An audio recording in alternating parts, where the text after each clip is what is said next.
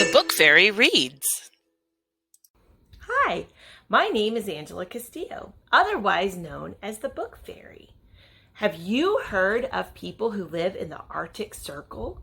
It's really, really cold up there, so they have to wear protective, warm clothing and have very warm houses. Now, back in the mid-1900s, people still lived in houses made of ice.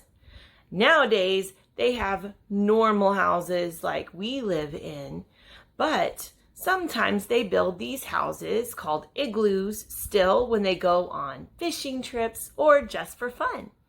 And this story is set back in the days when they still lived in houses made of ice. Kirima is a little girl that lives in the Arctic Circle, and she has lots of animal friends that live there too. There are some amazing animals in the Arctic Circle, including my favorite, the narwhal. There are also animals that can change colors depending on the seasons.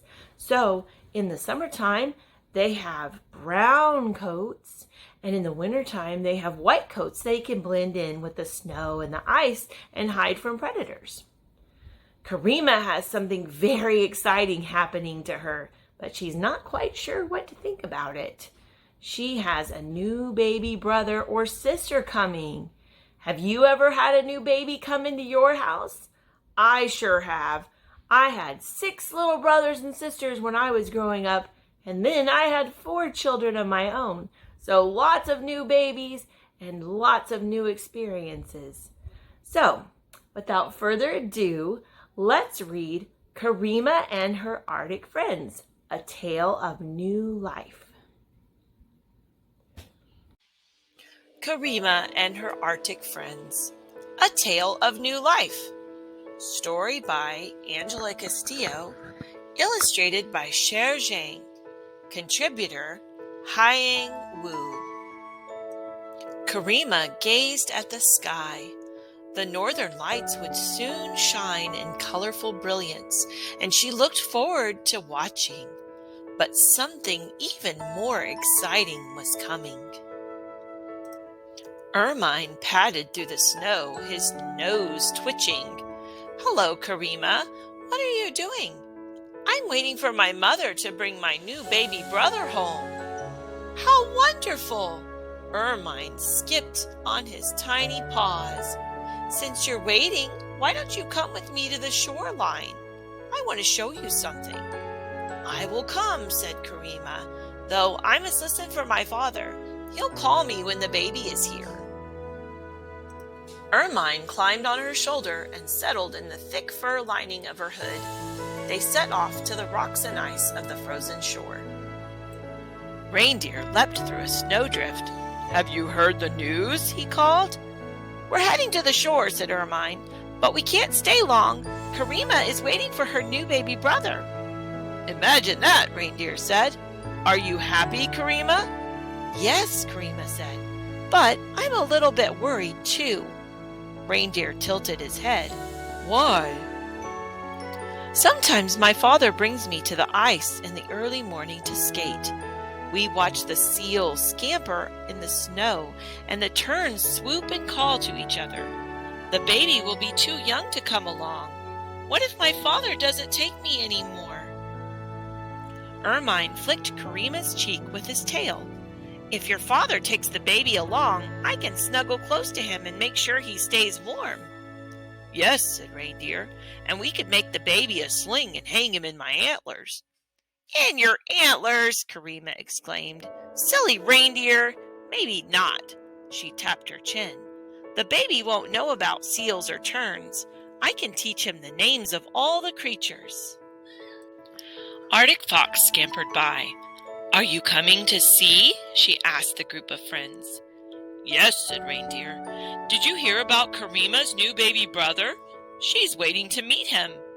"But she's worried," put in Ermine. Arctic Fox's ear twitched.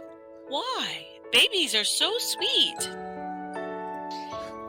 Kirima stared down at her hands. Sometimes at night, my mother still lets me snuggle in her bed. She sings to me, and we feel warm and cozy together. The baby will have to sleep with her now. What if there's no room for me?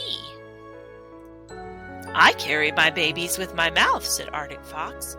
Maybe I can hold the baby for a little while, and then your mother can spend time with you. Kirima stared at Arctic Fox's sharp little teeth. I don't know about that. Arctic Fox rubbed her head against Karima's hand. Don't forget, babies can make you feel warm and cozy too. Snowy Owl swooped overhead.